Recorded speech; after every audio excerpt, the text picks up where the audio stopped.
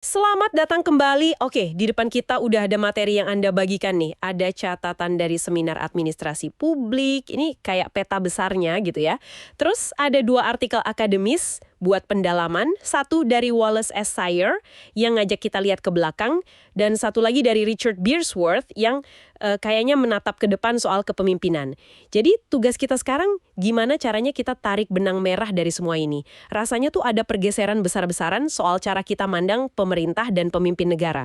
Kita akan coba urai gimana pergeseran itu terjadi, dan yang paling penting nih, kenapa ini jadi relevan sekali untuk Anda pahami, apalagi di tengah dunia yang makin ruwet sekarang. Tepat. Dan kita nggak akan bahas ini kayak di ruang kuliah kok. Tujuannya itu justru menyambungkan ide-ide besar kayak kepentingan nasional atau tata kelola ini ke contoh-contoh nyata yang ada di catatan Anda. Kita bakal lihat kasus dari Inggris, India, sampai ke Indonesia. Dan coba kita bayangkan, dengan semua kompleksitas ini, seperti apa sih sosok negarawan yang sebenarnya kita butuhkan di abad ke-21? Oke, mari kita bongkar pelan-pelan. Catatan seminar Anda itu kan dimulai dengan definisi yang kelihatannya sederhana banget ya. Administrasi publik adalah bagian aksi dari pemerintah, atau cara pemerintah menyelesaikan pekerjaannya. Hmm, Sangat lugas, sangat teknis. Kita mulai dari sini dulu deh, dari pandangan klasik ini. ya itu fondasinya. Dalam artikelnya, Wallace Sayre menyebut ini ortodoksi, atau pandangan lama yang diterima semua orang saat itu. Intinya, itu ada di dikotomi politik administrasi. Idenya rapi banget. Gimana tuh? Politik dan administrasi itu dua dunia yang terpisah. Politik itu urusannya nentuin tujuan, bikin undang-undang, menetapkan visi. Nah, kalau administrasi, dia cuma mesin netral yang tugasnya mengeksekusi tujuan itu. Kayak kutipan dari Woodrow Wilson di materi Anda itu ya? Tujuannya adalah melakukan sesuatu dengan efisiensi sebesar mungkin dan biaya serendah mungkin. Jadi pemerintah itu dilihat kayak manajer pabrik yang baik gitu. Input, proses, output. Betul, betul. Jangan banyak tanya, kerjakan saja seefisien mungkin. Persis. Dan ide ini diperkuat sama konsep kayak post-di-corp dari Luther Gulick yang juga Anda catat. Planning, organizing, staffing, directing, coordinating, reporting, budgeting. Iya juga. Dengar istilahnya aja udah ketahuan kan? Ini kan kayak checklist manager banget ya. Bener. Kedengarannya kayak slide presentasi dari tahun 80-an. Betul. Sama sekali nggak ada kata manusia, nilai, atau keadilan di dalamnya. Fokusnya murni pada mekanika, pada struktur. Negara itu kayak mesin jam yang presisi. Setiap roda giginya harus kerja dengan sempurna. Tapi mesin serapi apapun, kalau dihadapkan pada dunia nyata yang ya berantakan, pasti ada masalah kan? Nah, di sini ceritanya jadi menarik. Artikel Share menjelaskan, setelah Perang Dunia II, pandangan mesin netral ini mulai dibongkar habis-habisan. Kenapa ya? Apa yang terjadi sampai orang-orang sadar kalau pandangan ini terlalu naif? Karena dunia nyata itu jauh lebih rumit dari diagram alur. Para pemikir saat itu mulai sadar, para birokrat atau administrator itu, mereka nggak pernah benar-benar netral kayak robot. Coba deh Anda bayangkan, saat seorang pejabat menerapkan kebijakan, katakanlah kebijakan bantuan sosial, dia harus bikin ratusan keputusan kecil di lapangan. Siapa yang berhak dapat? Dokumen apa yang valid? Kapan batas waktunya? Setiap keputusan kecil itu butuh interpretasi. Nah, itulah yang disebut kekuasaan diskresioner. Oh, jadi kayak wasit di pertandingan sepak bola. Aturannya sih jelas, tapi wasit kan punya kebebasan buat mutusin kapan pelanggaran itu layak dikasih kartu kuning atau enggak.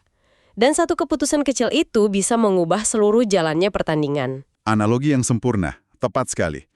Dan pilihan-pilihan kecil yang dibuat birokrat itu, dampaknya sangat politis. Pilihan itu nggak dibuat di ruang hampa, tapi penuh dengan muatan nilai. Siapa yang diuntungkan, siapa yang dirugikan. Makanya Paul Appleby yang dikutip Sayre bilang administrasi itu sebenarnya adalah proses politik ke-8. Proses politik ke-8. Iya, dia bukan pelaksana pasif, dia adalah pemain aktif dalam arena politik. Tunggu dulu. Kalau gitu, dikotomi politik administrasi itu runtuh total dong. Ini kan pergeseran yang radikal sekali. Kalau administrasi adalah politik, bukankah itu bahaya? Bukankah kita justru ingin birokrat itu netral dan profesional, tidak memihak? Hmm, Kalau mereka jadi politis, apa itu nggak membuka pintu untuk korupsi atau ya keberpihakan? Pertanyaan yang sangat krusial, dan itulah inti perdebatan yang terjadi puluhan tahun. Jawabannya, kita nggak bisa lagi pura-pura kalau netralitas absolut itu mungkin. Yang bisa kita lakukan adalah menyadari bahwa administrasi itu politis. Lalu, kita bangun sistem akuntabilitas dan transparansi yang kuat di sekelilingnya. Kesadaran ini mengubah segalanya. Tiba-tiba, keputusan soal struktur organisasi yang tadinya dianggap masalah teknis yang membosankan, Jadi isu yang sangat strategis. tepat. Maksudnya gimana? Bisa kasih contoh nyata nggak? Tentu, coba pikirkan dampaknya. Menurut Sayer, pilihan struktur organisasi itu adalah pilihan strategi politik. Misalnya nih, apakah sebuah lembaga lingkungan hidup ditempatkan di bawah Kementerian Ekonomi yang fokusnya ke pertumbuhan, Oh, atau dijadikan lembaga independen yang langsung lapor ke presiden? Pilihan struktur itu bukan sekedar soal efisiensi loh, itu keputusan politik yang akan nentuin suara siapa yang lebih didengar, data mana yang lebih diprioritaskan. masuk akal. Kalau Departemen Kesehatan punya struktur yang memudahkan akses bagi lobi perusahaan farmasi besar, itu bukan lagi keputusan teknis, itu politik murni yang bisa nentuin hidup mati orang. Jadi benar, mesin itu ternyata punya pikiran dan agendanya sendiri. Wow, oke. Jadi dari mesin yang netral, kita beralih ke kesadaran bahwa mesin itu punya agenda politik tersembunyi. Ini sepertinya langsung nyambung nih ke era modern yang dijelaskan di catatan Anda, yaitu fase administrasi publik sebagai tata kelola atau governance. Kata kuncinya bukan lagi pemerintah, tapi tata kelola. Apa bedanya sih? Bedanya besar sekali. Kalau pemerintah atau government itu merujuk pada institusinya, kementerian, lembaga, departemen. Nah, kalau tata kelola atau governance itu merujuk pada prosesnya. Oke. Kayak yang dikutip dari Donald Kettle di catatan Anda. Pemerintah adalah struktur institusi publik. Tata kelola adalah cara pemerintah menyelesaikan pekerjaannya. Dan di era modern ini, cara itu udah berubah total. Pemerintah nggak lagi jadi satu-satunya pemain. Maksudnya, pemerintah sekarang harus kerjasama dengan pihak lain. Bukan cuma kerja sama, tapi seringkali bergantung pada pihak lain. Pemerintah makin sering menggunakan mitra non-pemerintah untuk mencapai tujuannya. Ada perusahaan swasta, LSM, organisasi masyarakat sipil, bahkan negara lain. Oh, Jadi pemerintah itu bukan lagi pendayung perahu, tapi lebih kayak nahkoda yang mengarahkan banyak pendayung lain yang nggak semuanya ada di bawah kendalinya. Ini menciptakan sebuah jaring-jaring yang sangat kompleks. catatan Anda punya contoh yang bagus soal ini. Di Inggris, mereka melakukan privatisasi atau outsourcing keamanan penjara ke perusahaan swasta. Sepintas kedengarannya efisien, kan? Tapi ini memunculkan benturan nilai yang serius. Tepat sekali. Nilai utama perusahaan swasta itu kan profit, yang sering kali dicapai dengan memotong biaya. Sementara nilai pemerintah adalah keamanan publik dan rehabilitasi narapidana. Nah, itu dia. Nilai keamanan. Siapa yang bertanggung jawab kalau terjadi kerusuhan? Pemerintah atau perusahaan? Jaring-jaring ini bikin garis akuntabilitas jadi kabur. Dan ini juga disinggung dalam konteks Indonesia di catatan Anda, tertulis privatisasi baik untuk efisiensi, tetapi membuat opini publik lebih negatif. Ini menarik. Jadi meskipun secara teknis mungkin lebih efisien, masyarakat merasa ada sesuatu yang hilang atau salah ketika fungsi publik dijalankan oleh swasta. Betul. Mungkin masyarakat merasa negara sedang melepas tanggung jawabnya. Ini menunjukkan bahwa tata kelola modern bukan cuma soal hitung-hitungan teknis. Ada dimensi kepercayaan publik, nilai, dan legitimasi yang jauh lebih rumit. Jadi, kita sudah bergerak dari ide mesin tunggal yang efisien ke sebuah jaring laba-laba raksasa, di mana pemerintah hanyalah salah satu simpulnya. Oke, jadi kalau dunianya seruet ini dan pemerintah bukan lagi satu-satunya pemain, ini pasti mengubah total cara kita melihat sosok seorang pemimpin, kan? Ini sepertinya jadi jembatan sempurna ke artikel Richard Beardsworth. Dia mencoba mendefinisikan ulang apa artinya menjadi seorang negarawan di tengah realitas baru ini. Benar, dan Beardsworth nggak mulai dari nol. Dia kembali ke pemikir realis klasik seperti Hans Morgenthau yang dikenal dengan konsep kepentingan nasional. Tapi yang menarik, Beersworth menunjukkan bahwa definisi Morgenthau tentang kepentingan nasional itu sendiri udah jauh lebih berlapis daripada sekedar utamakan negaramu sendiri. Oh ya, apa saja lapisannya? Ada 4. Lapisan pertama yang paling dasar adalah kepentingan vital, keamanan teritorial, menjaga negara dari serangan, dan memastikan kelangsungan hidup biologis warganya. Ini nggak bisa ditawar. Oke, itu basic. Lapisan kedua adalah identitas. Tugas pemimpin adalah mempertahankan nilai-nilai politik dan budaya yang membentuk bangsa itu. Nah, lapisan ketiga dan keempat ini yang sering dilupakan orang. Ketiga, toleransi. Seorang negarawan yang bijak paham bahwa dia harus menyeimbangkan kepentingan negaranya dengan kepentingan negara lain untuk menjaga stabilitas dunia. Dan yang keempat, tanggung jawab internasional. Morgenthau berargumen, semakin besar kekuasaan suatu negara, semakin besar tanggung jawab yang diembannya terhadap tatanan dunia. Wah, itu kan kebalikan total dari cara pikir banyak orang sekarang, yang seringkali bilang, kalau sudah kuat, ya pikirkan diri sendiri saja. Jadi menurut Morgenthau, kekuatan justru datang dengan tanggung jawab global. Tepat. Tapi Beersworth kemudian menunjukkan dilema besar yang bahkan Morgenthau sendiri hadapi di zamannya.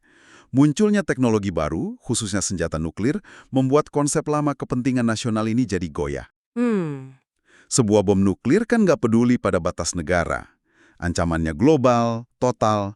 Solusi logisnya, kata Morgenthau, butuh kerjasama di level supranasional, sebuah otoritas di atas negara. Tapi bukannya itu bertentangan langsung dengan ide kedaulatan nasional? Nah, itu dia paradoksnya. Sebuah paradoks yang belum terpecahkan. Dan hari ini, paradoks itu bukan cuma soal nuklir. Menurut Beersworth, mengutip Robert Jackson, seorang pemimpin modern itu terjepit di antara setidaknya 4 jenis tanggung jawab yang seringkali saling bertentangan. Betul. Pertama, tanggung jawab nasional kepada warganya sendiri. Ini jelas.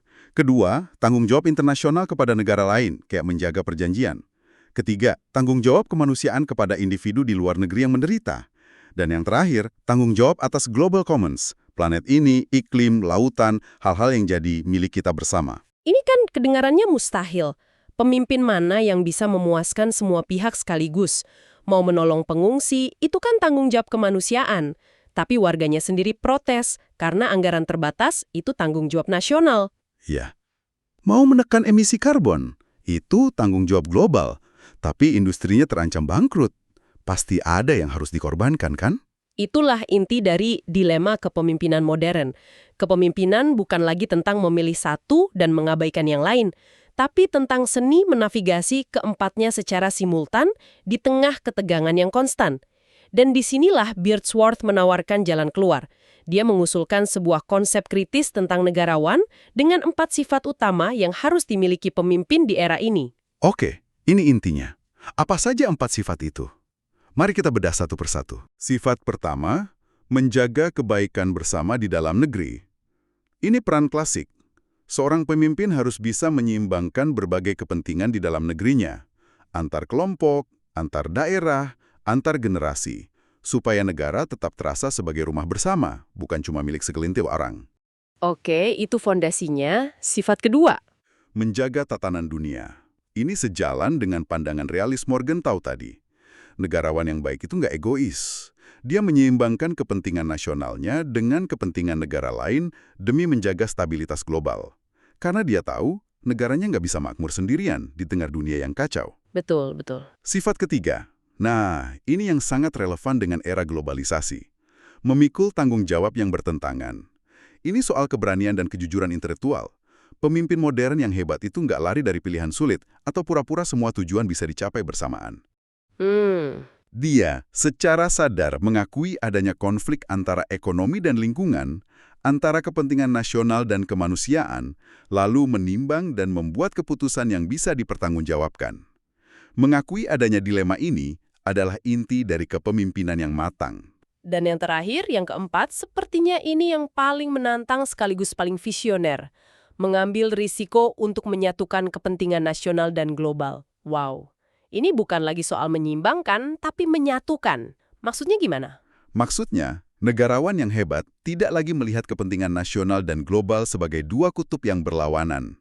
Sebaliknya, dia secara aktif dan kreatif mengubah kepentingan global menjadi kepentingan nasional dan kepentingan nasional menjadi kepentingan global. Itu mindset shift yang luar biasa. Tapi gimana caranya? Kedengarannya sangat abstrak. Perubahan iklim biasanya kan begini. Kita harus berkorban secara ekonomi demi menyelamatkan planet. Iya, sering dengar itu. Argumen ini lemah karena langsung mengadu domba kepentingan nasional, yaitu ekonomi, dengan kepentingan global, yaitu planet. Negarawan yang transformatif akan membingkainya secara berbeda. Oh, Dia akan berkata, perubahan iklim adalah ancaman fundamental bagi keamanan, kemakmuran, dan kebebasan warga negara kita sendiri. Mengatasinya bukan beban, tapi justru cara kita melindungi kepentingan nasional kita yang paling mendesak. jadi dibalik cara pandangnya. Tepat. Dengan begitu, tindakan global nggak lagi terasa sebagai pengorbanan, tapi sebagai wujud dari pembelaan diri yang cerdas. Jadi, kita sudah menempuh perjalanan yang cukup jauh ya dari ide pemerintah sebagai mesin yang kaku dan efisien, lalu kita sadar mesin itu tidak pernah netral, dan administrasi adalah arena politik, hingga akhirnya kita tiba di realitas hari ini. Tata kelola sebagai jaring laba-laba yang rumit, di mana seorang pemimpin harus menavigasi berbagai tanggung jawab yang saling bertentangan. Pada akhirnya, semua ini menuntut lahirnya jenis kepemimpinan yang baru, seorang negarawan yang bisa melihat melampaui batas negaranya, tanpa pernah melupakan tanggung jawab pada rakyatnya sendiri. Seseorang yang mampu mengubah paradoks dan konflik menjadi sebuah tindakan politik yang visioner. Dan untuk menutupnya, mari kita tarik semua ini kembali kepada Anda. Di catatan seminar Anda, ada satu kalimat aspirasi pribadi yang sangat kuat. Melakukan sesuatu untuk komunitas disabilitas di Indonesia. Sebuah tujuan yang luar biasa mulia. Setelah semua pembahasan kita, kami ingin meninggalkan Anda dengan satu pertanyaan untuk direnungkan. Bagaimana seorang negarawan dengan 4 sifat yang baru saja kita diskusikan, yang menjaga kebaikan internal, menjaga tatanan dunia, memikul tanggung jawab yang bertentangan, dan berani menyatukan nasional dengan global, akan mendekati tujuan Anda itu. Oke. Pertanyaannya bukan lagi sekedar gimana cara bikin program yang efisien untuk komunitas disabilitas atau berapa anggaran yang harus dialokasikan. Bukan soal teknis lagi ya berarti? Bukan. Pertanyaan yang lebih visioner adalah bagaimana Anda bisa membingkai pemenuhan hak-hak komunitas disabilitas ini bukan cuma sebagai isu keadilan sosial domestik, tetapi sebagai cerminan komitmen Indonesia pada tanggung jawab kemanusiaannya di panggung dunia. Wow, jadi mengangkatnya ke level global. Tepat. Bagaimana Anda bisa mengubah isu ini menjadi sebuah kepentingan nasional yang mengangkat martabat bangsa, yang menunjukkan pada dunia bahwa kekuatan sebuah negara diukur dari caranya memperlakukan warganya yang paling rentan. Nah, itulah tantangan kepemimpinan di abad ke-21.